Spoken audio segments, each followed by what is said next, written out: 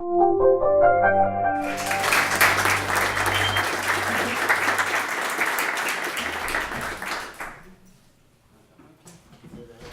guys, my name is Steinarr. I'm the co-founder of Cuckoo Campers, and I'm quite happy to be here today. It's quite a special time actually for me to be having this speech in the Blue Lagoon, because 5 years ago I applied for a job here, which I didn't get. And it's quite good to share that I wouldn't have a debt-free house today if I would have gotten that job. So there's always a silver lining in everything, I guess. So a little bit about me. I have 3 beautiful daughters, and I have one big passion in my life, and that is surfing. This is also where I use my position to show all the ladies in the group a topless picture of myself. Okay, but about Cuckoo Campers. I own Cuckoo Campers and several other companies with my cousin and partner, Laurens. Laurens is over there, show yourself. So, in the course of the last 4 years, we've built several companies. One is Car Rental, Camping Iceland. We own Go Campers, we own Nordic Holidays, we own Cuckoo Campers, of course, and then we have a new one now, Campers in Iceland. So, all in all, we're running now a business that have about 40 employees, and we have about 400 cars, which we rent out. So, we've done quite well. And I'm thankful for the management of Blue Lagoon for not hiring me.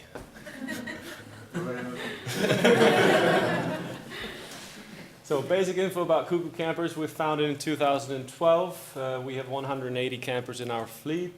We're the fastest growing Icelandic campervan rental, and currently we are also the largest one. Here you see our offices in Hafnarfjörður. This was one of those days when we got new cars at the office. So getting one brand new car is a very special feeling, but getting 25, that's a very, very special feeling. So the need, when you're creating a new business solution, you have to have some type of a need and you have to fill it. We've tried to do things a bit differently in a kind of our way. The need that we wanted to fill is that we wanted to make it possible for travelers to go anywhere, to stay anywhere, to do anything without going bankrupt. So there is obviously a need for Icelandic nature, and what we're basically doing, we're giving people access to that nature without having to plan too much ahead, and they can follow the sun and have maybe a glimpse of good weather on their trip. The Cuckoo mindset, we heard about brand building, and this is one approach to brand building. So we wanted to create a character around our brand, and to do this we have a certain mindset that we want to display in all of our promotional material, through our staff, through our webpage, through everything that we do. So the mindset of Cuckoo Campers is totally relaxed. We always try to be totally relaxed about ourselves, and this allows our customers to be relaxed as well and have a kind of a good time when they come to us. We talked about design earlier here today, and we have a sense of style that we want to display in everything that we do, and this is important. We want to be up for anything. We want to have the spirit, the free spirit thinking of a 25-year-old. And this is kind of a sweet spot when you're targeting people.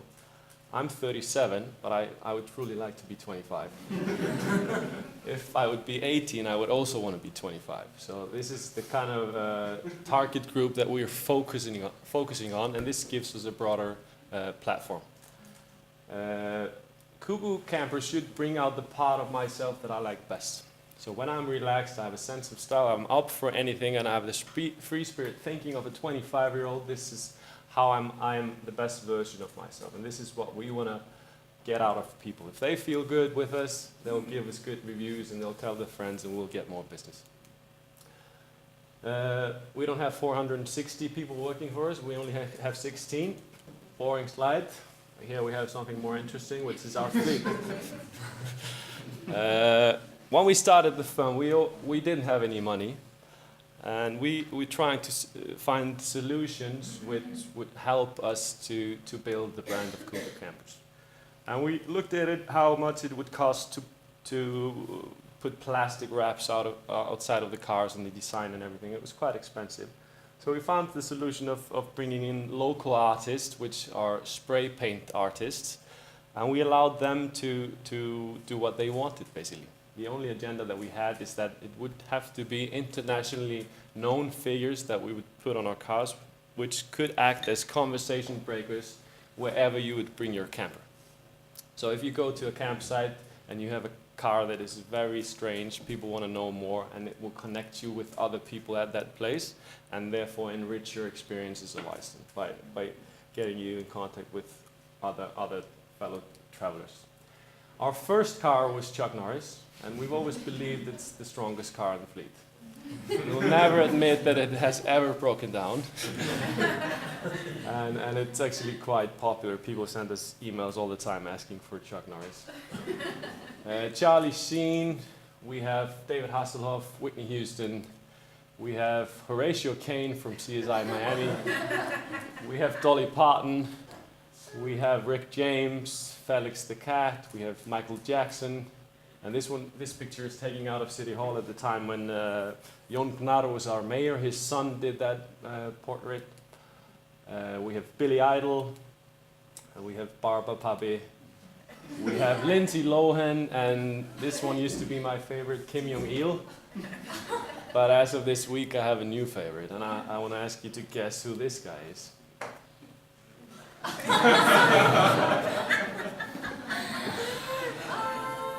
So, according to the artist, he decided not to have this character with any eyes, because he said he was morally blind. But that's according to the artist. On our webpage, we have some platforms of explaining how our businesses work. I challenge you to look at our webpage. There's a lot of fun stuff going on there. We're not really politically correct. But in terms of prices, we are, and the value that we give to our customers is good. So during the high season, during the summer, we're renting out the camper for 2 persons for 129 euros. If you would want the same solution from a car in a hotel, you would have to pay twice as much. Therefore, this offer is quite appealing to one that wants to travel around Iceland. As said, you don't have to plan ahead, but compared to a car rental, this is double the price for a normal car. So in terms of profitability, we're quite profitable there. Yeah, we have a lot of solutions for different needs: 4x4 cars, 5-person cars. But we are 20% below our competitors, and we have positioned ourselves price-wise to be a great value. As a business, you want to be at the fair value line somewhere here. You can be an economy brand, you can be a premium brand, but you should not overprice yourself or underprice. We decided to underprice ourselves to have the option to raise our prices if we want to, but if for any reason we would have less business and the market would come together, we would be quite an appealing business model going forward. With this pricing, we've obviously gained market share, and with Cuckoo Campers, and then with with Go Campers as well, and we added some firms, we have around 45% market share. If you go online, you search for camper van rental anywhere in the world, we will appear in the top 3 seats, usually number 1. And this is very, very important. Not being on the first page on the internet, if you're searching for something, is like having a fashion store in Kópasker. There are not a lot of customers. So you should actually use all your focus to get organically found. 4.7 star reviews on Facebook, very important to have good experiences. People will check. And what I'm most proud of probably now is that we are used as role models and entrepreneurial courses in the university at Hólar, and Reykjavik University is using Cuckoo Campers as a course on brand management on a master's level. This is very, very good for me because I have no education myself, and I'm quite happy that I've created something that someone is teaching in a university.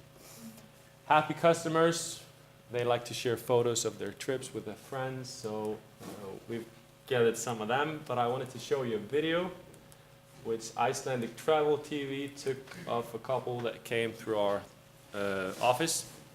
Probably a lot of Icelanders have seen our cars and they wonder what kind of people are renting these. And now you know.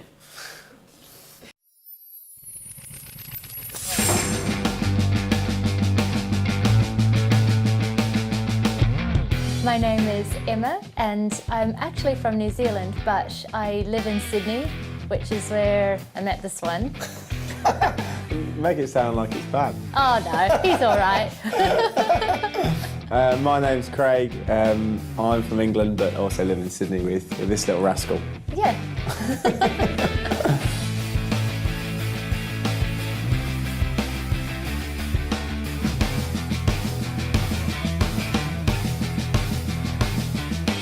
I saw him from across the bar and I thought, he looks all right. But when I went and chatted to him, he showed no sign of interest whatsoever. Playing hard to get, you know. So I never do this, but I actually went in for a cheeky kiss. Then he just kept hanging around. We've had the best time. It exceeded my expectations of how much fun it was going to be. It's probably one of the few places in the world you come and you're never bored. Even driving is really fun. You will see probably the most beautiful things that you've ever seen in your life, but you'll feel like the safest, best environment to do it. A few times it felt almost sort of surreal, I'd say, like some of the stuff you see. Even the sheep. Even the sheep are more exciting than New Zealand sheep. Being in a cuckoo camper makes you feel like a rock star. Oh, Ricky James? Yeah. Like you pull into a car park and literally everyone goes like this. and then I get out, open the back door, pull out the table. Oh yeah, didn't know you had one of those. Pull out the Bunsen burner. What would you like for dinner? It's got a magic pan. That pan, that fry pan that it has, it looks like nothing, right? It just looks like just a normal fry pan. You perform miracles. It is not. It is a magic fry pan. If you find a place that's mind-blowing, even if it wasn't part of your original plan, you can just pull over and decide, yeah, I want to wake up in this spot the next day. Absolutely. Yeah. And obviously a lot of movies and stuff have been taken here, and you can see why. Yeah. Because there's such diversity and amazing things to see. I would recommend cooking campers to anyone. I think people surprise themselves. People who wouldn't necessarily think to camp in a camper van, now that I've done it, wouldn't hesitate. So marketing, we do a lot of stuff in terms of marketing. We have video cooperations with both journalists and people that have some platforms on social media. We do events, we release CDs, we do social media marketing, of course, and we've had a cooperation with Google. I'm just going to run through this quickly. Just wanted to show you this, guys. This one is Big Boss, and this is Waldo Sparks, and they represent the company when we have fairs. Funny guys. They have often had 2-3 beers before they meet the customers. And this is somewhat living the brand and creating identity. You can see more of this on our webpage if you're interested. Let me see. Here is Reykjavik Sound Systems with a CD release with Big Boss. He's of course always wearing his pink massage therapist suit. Let me see. We throw some art blasts where we have a lot of spray artists come around. We have music, we have beer, and this is where we paint a lot of cars and create a community around the brand. Been on TV obviously, and what I'm quite proud of having our kind of small firm is that we have 80,000 friends on Facebook, and the Blue Lagoon has 75.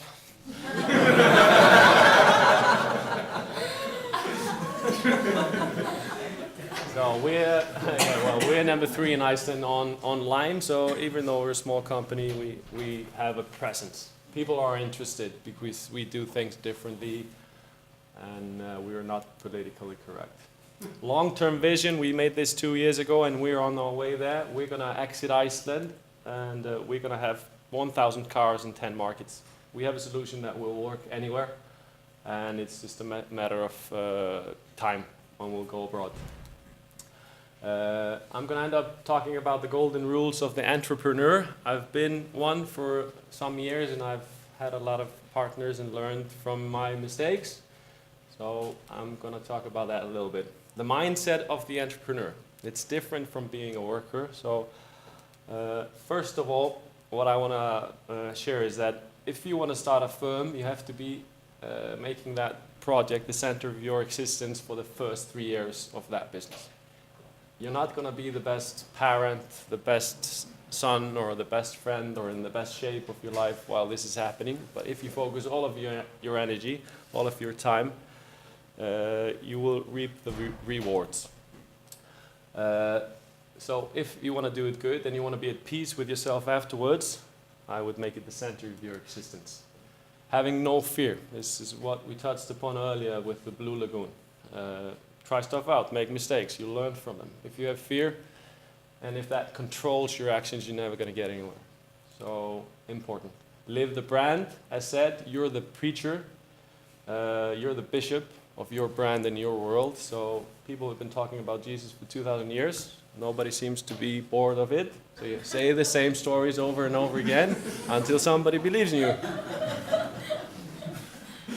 And big picture thinking. I've had partners that have been stuck in little details of the big scale of running a company, and they're just stuck here and nothing happens. So at all times, try to have your eyes on the bigger picture and on the road forward. Very important. Let me see. Let's go here. Here we go. The characteristics of the successful entrepreneur is discipline. If you cannot have control of yourself, you cannot have control over your company or your employees or your associates. So challenge yourself in getting that discipline. If you think you can't stop smoking, do it. If you, whatever you need to prove to yourself that you can have discipline, it will empower you. Challenge yourself at all times. Find the highest fence to jump over. Then all the little fences will be a breeze. This will as well gain your confidence. Have one gear, be always working. When people are, as entrepreneurs, saying, oh, I've been working 350 hours this month. Oh, so bad. Like being an entrepreneur is a luxury, so you should embrace it, and it's not work. You're doing what you want to do, and you're following your dreams, so never see it as work. You're just always on the go. Confidence, if you do not believe in yourself, as touched upon by Blue Lagoon, if you do not believe in yourself, nobody will want to work for you. They won't have faith. Nobody will finance your program. So if you have to fake it till you make it, do it. But build your confidence. Lastly, let me see. The business mindset. What we found, me and Laurens, to be very important in the first year or two of a new business venture is to have a no-cost policy. Actually, we have a model where we finance new firms and we get partners with us. They will work for free or to gain their share of the company for 12 months. We will house them in our real estate. And by doing this, having no cost of salary, no cost of housing, and using everything that comes in to invest, good things will happen. So a lot of people think they have the need to have an office because they have to sit somewhere with the computer. I would say that would be a mistake usually. And try to find solutions that have no cost. And often I say with companies, it's like being a gardener. If you plant a seed and the seed starts to come out and then you see leaves, and usually people start to pluck off the leaves before anything else has happened. And eventually they'll have no fruit. So you have to be patient and you have to put your time and your money into the company until it bears fruit. And then you can enjoy those fruits. But the mistake usually is done on the early stages of a company where people are plucking away what is vital to have the company grow. And therefore I say invest, invest, invest. Everything that comes in you should use for inventory that you can sell, for equipment that will increase the value of your business. So take nothing out of the firm. Me and Laurens, we started Kugu Campers and we did not take a single krona out of the firm for the first 4 years. And this is what built our success basically. Focus on consumers at all times. If you're creating a solution for a consumer, he will find you. He will want to buy your services. If you're focusing on how to get something into retail, then usually it won't sell onward. So think about the consumer at all times and be strategy focused. Build a plan, build a timeline, build a budget, decide how much you're going to sell, decide how much you're going to spend, and then follow that plan in detail. Because it's very possible. Yeah, I think that is it. So thanks.